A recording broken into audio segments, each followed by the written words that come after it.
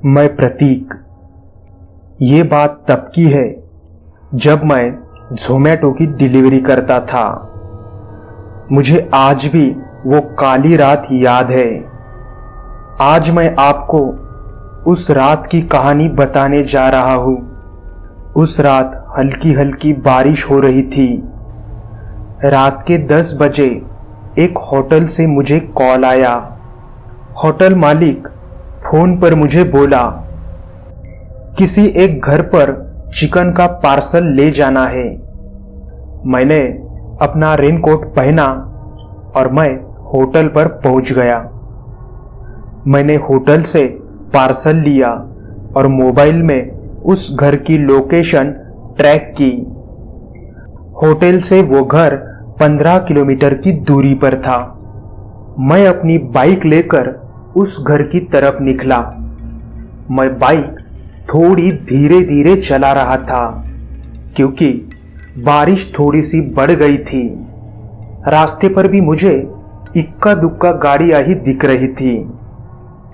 फिर मैं उस घर के पास पहुंचा।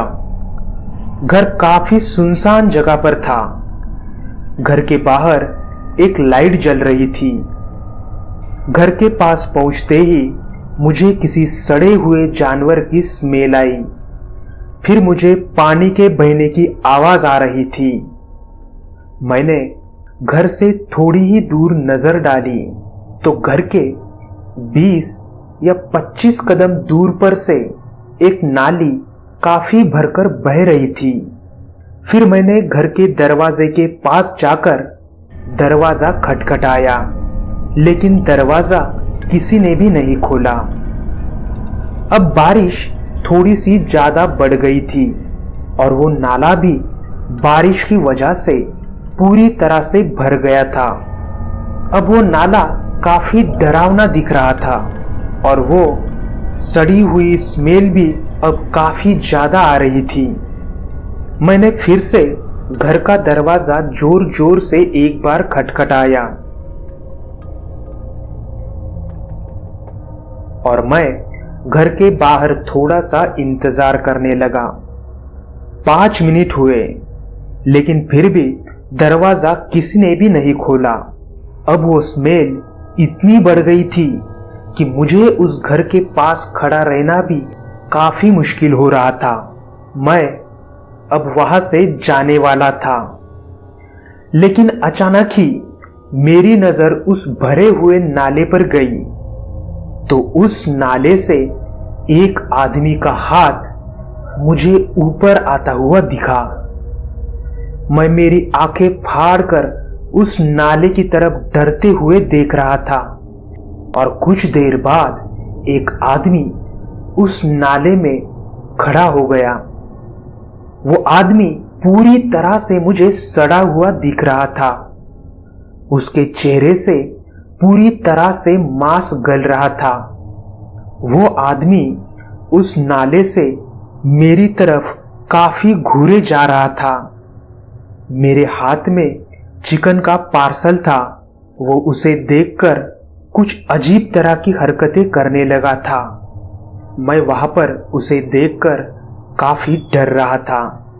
कुछ देर बाद वो आदमी काफी तेजी से मेरी तरफ आया तो मैंने मेरी आंखें एकदम से बंद कर दी और काफी जोर से चीखा। तभी उस घर का दरवाजा खुलने की मुझे आवाज आई। मैंने धीरे से मेरी आंखें खोलकर घर की तरफ देखा तो वहां पर एक औरत खड़ी थी और वो मुझे बोली, क्या हुआ भाई साहब, आप इतनी जोर से क्यों चिल्लाए? मैंने जल्दी से वो पार्सल उस औरत के हाथ में दिया।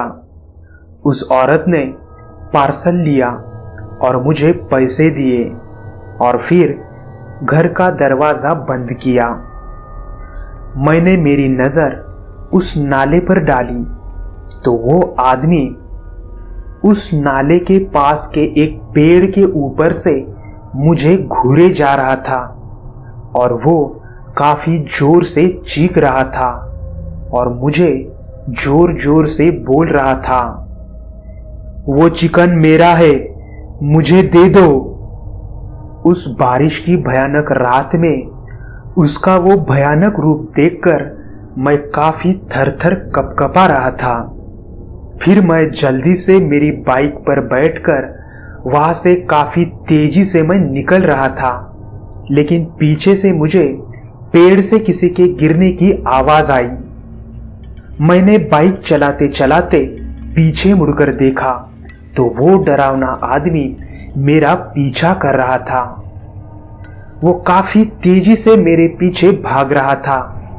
अब मैंने भी आओ देखा ना ताओ, मैंने मेरी बाइक काफी जोर से चलाना शुरू की और मैं उस इलाके से बाहर निकला। कुछ देर बाद मैं मेरे घर पर आया। घर पर आते ही मैं जल्दी से सो गया, लेकिन मुझे 3 दिन तक काफी तेज बुखार था।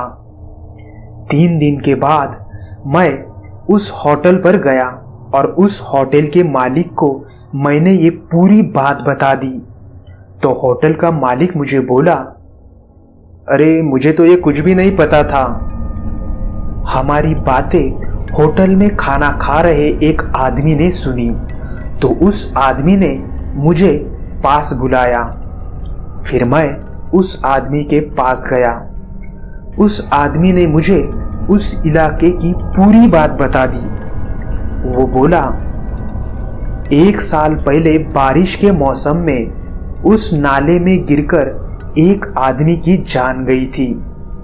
3 दिन तक उस आदमी को काफी ढूंढा गया था, लेकिन वो आदमी कहीं पर भी नहीं मिला था।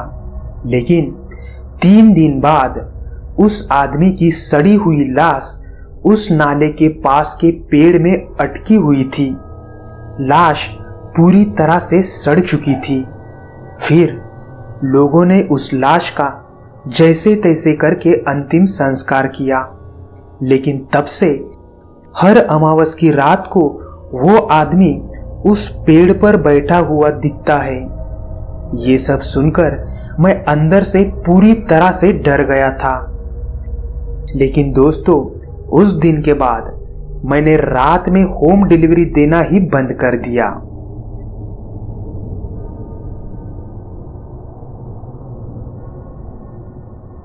तो दोस्तों, आज के लिए बस इतना ही।